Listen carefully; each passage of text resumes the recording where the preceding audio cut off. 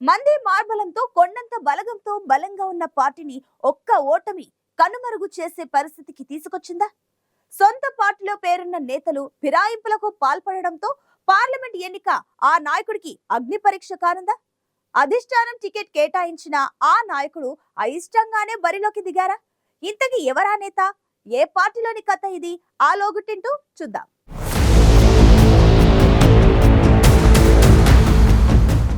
లోక్సభ ఎన్నికలు దగ్గర పడుతున్నాయి. ప్రధాన పార్టీలు టికెట్లు ప్రకటించడంతో ఆదిలాబాద్ పార్లమెంట్లో 7 నియోజకవర్గాలలో సమావేశాలు నిర్వహిస్తున్నారు అభ్యర్థులు.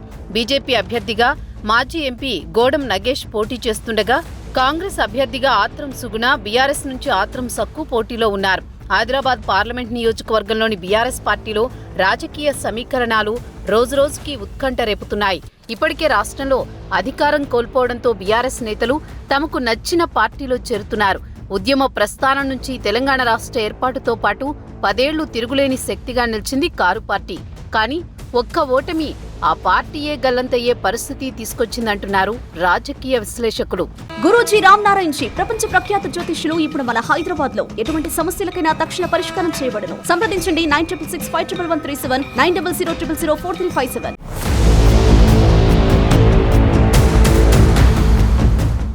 బీఆర్ఎస్ అభ్యర్థిగా ఆదిలాబాద్ పార్లమెంట్ నుంచి పోటీ చేస్తున్న ఆత్రం సక్కుకి ఎన్నిక సవాలుగా ఉంది. జరుగుతున్న పరిణామాలతో కొంత అసహనంగా ఉన్నారట ఆత్రం సక్కు. పార్లమెంటు నియోజకవర్గ పరిధిలోని సీనియర్ నేతలు కారు దిగి కాంగ్రెస్ కు జై కొడుతుండటంతో బీఆర్ఎస్ అభ్యర్థి సతమతమవుతున్నారట. వాస్తవానికి 2018 అసెంబ్లీ ఎన్నికల్లో కాంగ్రెస్ పార్టీ నుంచి పోటీ చేసి బీఆర్ఎస్ అభ్యర్థి కోవ లక్ష్మిపై గెలిచారు సక్కు దాదా. తర్వాత బీఆర్ఎస్ ఆకర్ష్ దెబ్బకు చెయ్యి పార్టీకి హ్యాండిచ్చి జెట్ స్పీడులో కారెక్కేశారాయన. 2023 అసెంబ్లీ ఎన్నికల్లో టికెట్ ఆశించినప్పటికీ ఎంపీ టికెట్ ఇస్తామని హామీ ఇచ్చిన పార్టీ అధినేత కేసీఆర్ హామీ ఇచ్చి ఇప్పుడు ఆ మాట నిలబెట్టుకున్నారు. ఆత్రం సక్కుకే ఎంపీ టికెట్ కేటాయించారు. కానీ టికెట్ దక్కిందనే సంతోషం సక్కుకు లేదని ఆయన సన్నిహితులు అంటున్నారు.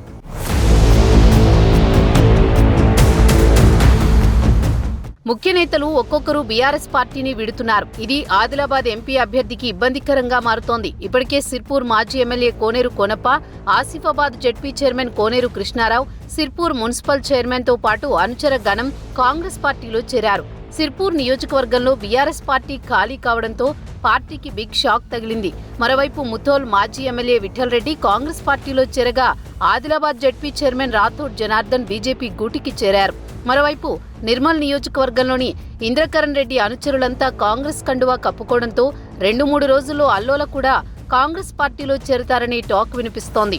దీంతో ఆదిలాబాద్ పార్లమెంట్ నియోజకవర్గంలో కారు ఖాళీ అవుతుండటంతో నైరాస్యంలో మునిగిపోయారు ఎంపీ అభ్యర్థి ఆత్రం సక్కు.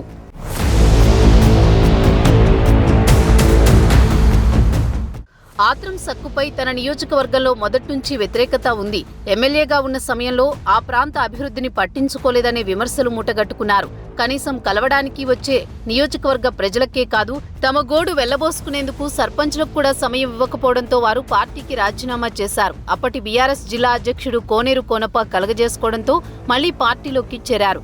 మారిన రాజకీయ సమీకరణాలతో ఒకటైన మాజీ సర్పంచులంతా మూకుమ్మడిగా కాంగ్రెస్ పార్టీలో చేరడానికి సిద్ధమయ్యారు. దీంతో బలమైన నేతలు, పార్టీ కోసం ఇన్నేళ్లుగా కష్టపడ్డ కింది స్థాయి నేతలు, కార్యకర్తలు సైతం తమ నేతలతో పాటు కండువాలు మార్చేయడంతో ఆగమాగమవుతున్నారట ఆత్రం సక్కు. ఒకప్పుడు ఉమ్మడి జిల్లాలో కారు ఓవర్లోడ్ కాగా నేతలు కారు దిగడంతో కారు ముందుకెళ్లడం కూడా కష్టంగా మారిందనే టాక్ వినిపిస్తోంది.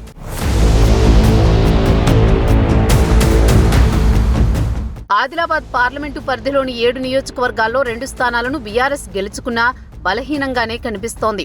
పార్లమెంటు పరిధిలో ఆత్రం సక్కు సమావేశాలు నిర్వహిస్తే కనీసం అక్కడికి వచ్చే నేతలు కూడా కరువయ్యారంటున్నారు. 2018 అసెంబ్లీ ఎన్నికల తర్వాత నియోజకవర్గ అభివృద్ధి కోసమే తాను కాంగ్రెస్ ని వీడి కారెక్కానని సక్కు చెప్పినా సొంత నియోజకవర్గంలో అభివృద్ధి ఎక్కడ వేసిన గొంగడి అక్కడే అన్నట్లు ఉండడంతో ఇప్పుడు ఆ ఎఫెక్ట్ పార్లమెంట్ ఎన్నికల్లో కూడా ఆయనపై పడుతోందంటున్నారు.